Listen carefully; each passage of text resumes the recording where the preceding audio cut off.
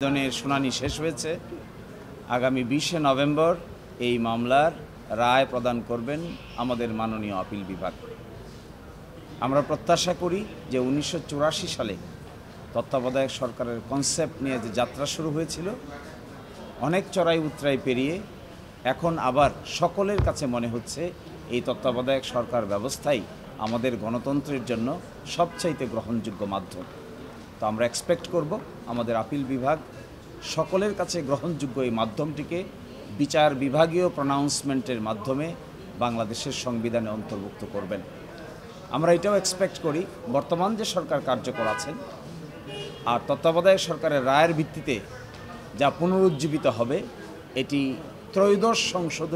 ত্রয়োদশ জাতীয় নির্বাচনের ক্ষেত্রে এই সরকারের বিধান প্রযোজ্য হবে না।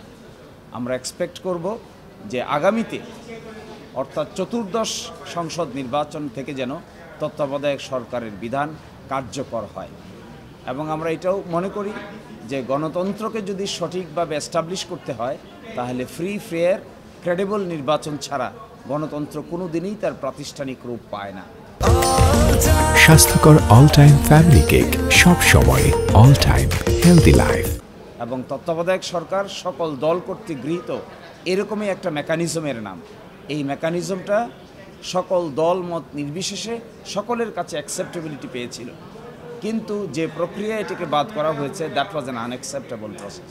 আমরা মনে করি এবং আমাদের পক্ষ থেকে আরেকটা এক্সপেকটেশন হলো সুপ্রিম কোর্টের যে রায়টি ঘোষণা হবে, এই রায়ের ভিত্তিতে বাংলাদেশের জাতীয় জীবনে একটা স্বস্তি ফিরে আসবে এবং ভবিষ্যতে আর কোনো দিন কেয়ারটেকার গভর্নমেন্ট এবং নির্বাচন প্রসেস নিয়ে আমরা কেউই যেন আর অনিশ্চয়তায় না ভুগি।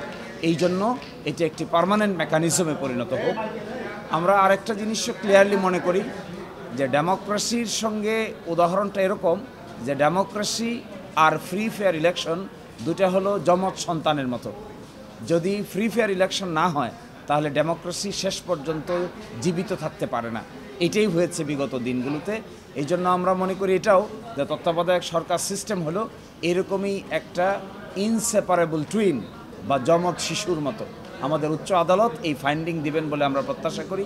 এরই মাধ্যমে বাংলাদেশে ডেমোক্রেসি রেস্টোর হবে, কেয়ারটেকার গভর্নমেন্ট রেস্টোর হবে এবং আমরা সকলেই ইলেকশন আনসার্টেনিটিকে পিছিয়ে ফেলে একটা স্টেবল ডেমোক্রেটিক প্রসেসে বাংলাদেশ গ্রো করবে। This is our expectation.